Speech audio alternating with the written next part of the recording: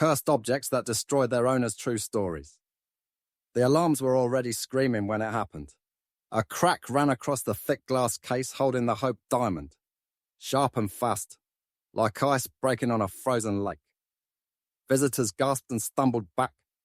Red emergency lights painted the museum walls, turning every face pale and frightened. Daniel Turner, a security guard, stood frozen in front of the case. He had felt something pulsing through the glass when his hand brushed it. Now, as the diamond shifted in its mount, the light inside it seemed to move like a living thing. For a moment, Daniel swore the gem was staring directly at him. His knees buckled. His radio hissed with static, and just as he tried to push himself up, the glass groaned louder, the cracks spreading, and the diamond turned darker than he had ever seen before. The crowd screamed. Daniel whispered, "No," but the word disappeared under the shriek of the alarms. The diamond was about to move again this time, not just in reflection. At that very same second, across town, Avery Clark's living room fell into silence. A heavy wooden cabinet wrapped in tape and blankets sat on the floor. The Dybbuk Box. She had bought it days earlier from an estate sale, thinking she could resell it. But now the tape peeled back by itself, slow and steady, as if unseen fingers were working the edges. Her phone buzzed with a text from an unknown number. The screen lit up with just 4 words. "Do not keep the box." The light flickered. The cabinet door cracked open a finger's width, and a cool rush of air swept across her face. Avery froze. Something inside was waiting. She reached out with a shaking hand, and the door creaked wider. How did it begin? Let's step back. 3 days earlier, Daniel was just another guard walking his morning rounds. He liked the quiet of the museum before the crowds arrived. He knew every corner, every flickering light, and every creak of the floors. The Hope Diamond was his favourite stop. Tourists treated it like a miracle. But to him it was routine, a blue stone under bright lights, a gem trapped behind glass. On Monday morning, a boy pressed his nose against the case and giggled. Daniel tapped the glass gently with his knuckle, like saying hello. But there was no sound. Instead, he felt a strange buzz in his finger. He shook it off, smiling at the boy's mother. That night, though, he dreamed of water so dark and endless it made his chest tighten. In the dream, the diamond floated like an eye, staring. When he woke, his hand still tingled. Meanwhile, Avery was chasing bargains at estate sales. She had built a side business finding old furniture and reselling it online. That Saturday, she found the box. Carved grapes decorated its doors. The wood was smooth and warm to the touch. Wine cabinet 60, the tag read. She smiled, paid cash and carried it out. But the moment she set it in her living room, things began to shift. The air around it smelled heavy, like dust and old perfume. When she tried to post photos of it online, her phone froze again and again. Later that night, she woke to a strange buzzing message on her phone. "Do not keep the box." It vanished before she could screenshot it. On Tuesday, the museum's elevator doors kept opening by themselves near the Hope exhibit. No one pressed the button, but the car kept arriving empty. "Old wiring," Daniel's co-worker joked, though his laugh sounded nervous. Daniel wanted to believe it too. But the next day, while standing in the gem room, his radio filled with static the moment he stepped inside. When he stepped out, it cleared. In again, static. Out again, clear. A simple coincidence, maybe. But deep down, Daniel felt watched. By Wednesday night, Avery's cat hissed at the cabinet and refused to stay in the same room. The doors she had shut kept sliding open by morning. Once, she found a book she had wedged between the handles lying on the floor. The doors cracked open in a thin smile. She tried to tape the box closed, but the tape lifted at the edges like it was peeling from inside. That night, she dreamed she was writing words on the inside of a wall. Words she didn't understand, but felt. She woke with her throat sore, as if she had been speaking in her sleep. Thursday at the museum, a tour guide told a group of visitors the same line they always used. Some say it's cursed, some say it's coincidence. Children pressed close, parents chuckled nervously. But as Daniel stood beside the case, He saw his own reflection in the blue glow of the diamond. Only it wasn't his face. It was thinner, older, hollow. He blinked and his real face was back. He leaned closer just to check the case and felt a hum rise through his bones. Not a sound, a vibration. He stepped back quickly, but the hum lingered. That same evening, Avery decided she couldn't keep the box any longer. She wrapped it in blankets, taped it tightly and scribbled a note. Please take back. She told herself she would drive it to the estate sale company the next morning. But as she sat on the floor staring at it, her phone buzzed again. Do not keep the box. Same number. Same words. When she blocked it, a new number sent the same warning. The lamp beside her dimmed and brightened like a slow breath. Friday morning, the museum was full of school children. Daniel walked the halls with his usual calm smile, but he couldn't shake the unease. He passed the cafe where the barista usually saved him a muffin. Sold out today, she said with a shrug. Something about the missing muffin felt like a small omen, a tiny break in the order of things. When Daniel entered the gem room, the air felt thick, heavier than usual. He set his coffee down and placed his hand on the case, pretending to check for vibration. This time the hum was stronger, like a heart beating in sea. Desert the glass. He pulled back quickly, but his bones still buzzed. That night, Avery sat beside the box and spoke out loud. I'm giving you back, she said, her voice trembling. I don't want you. The house was silent except for the fridge humming. For a moment, she thought she felt the air shift, colder. The lamp flickered once. She left the TV on all night, too scared to sit in the dark. And then came Saturday, the day everything broke. The museum was crowded.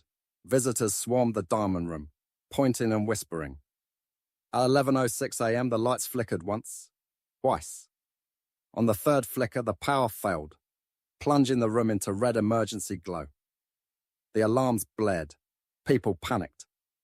Daniel stepped forward, calling out for calm, but the floor trembled under his feet.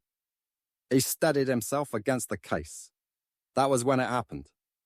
The crack ripped across the glass, and the diamond inside shifted, its glow darkening as if alive.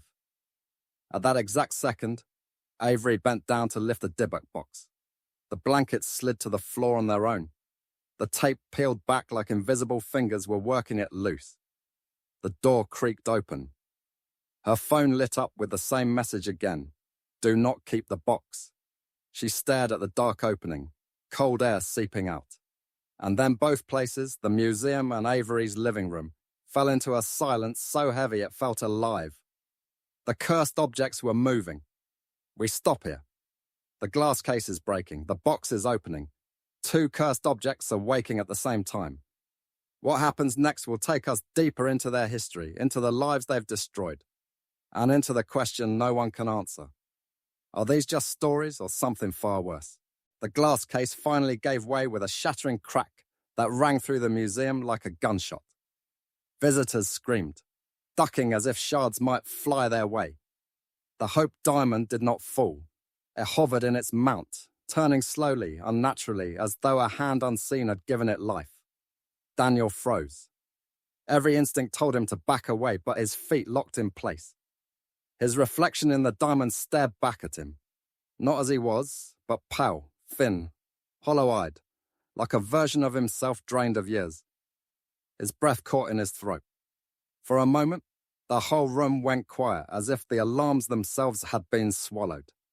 And then, with a violent thud, Daniel's knees gave out. He collapsed to the floor as the crowd rushed for the exits, leaving him alone with the cursed gem. Across town, Avery's cabinet door creaked wider. The air pouring out of it was sharp and cold, carrying a faint smell of damp earth. Her cat yowled from under the bed, the sound rising like a warning siren. Avery backed away, but her phone buzzed again. A new message lit the screen. Too late, she gasped, dropping the phone as the cabinet door slammed shut with a force that shook the floorboards. The lamp blew out, plunging her into darkness. Avery scrambled for the switch on the wall, flicking it again and again, but the room refused to light. In the dark, she heard a faint scratching sound from inside the box, as if nails or claws were dragging across the wood. Her chest tightened. Whatever was in there didn't want to be returned. It wanted her. At the museum, Daniel struggled to stand. The case was now a spider web of cracks, water dripping from the ceiling sprinklers and hissing across the floor. He gripped his radio, but only static hissed back. The diamond pulsed faintly with a dark violet glow. Daniel staggered toward the door, his boots slipping on the wet tile. He managed 3 steps a bit. The hum returned, vibrating through his bones like a drumbeat. Boom! Boom! He clutched his chest, gasping. The diamond was calling him back, its glow now flashing in rhythm with his heartbeat. Meanwhile, Avery managed to flick on her phone flashlight. The weak beam shivered across the living room, landing on the Dybbuk box. The door was still shut, but the scratches grew louder, faster, almost frantic. Then came the whisper. It wasn't a voice she knew, but it came from inside the box, low and urgent. "Stay," it breathed. Avery's blood ran cold. She stumbled backward, knocking over a chair. Her flashlight flickered, then went black. The whisper rose into a hiss, curling into words that made no sense but still filled her with dread. She screamed, but her voice sounded small in the heavy dark. Back in the museum, Daniel turned one last time toward the case. In the fractured glass, his reflection multiplied into dozens of Daniels, each one staring back with empty eyes. He raised his hands slowly, almost against his will, reaching once more for the diamond.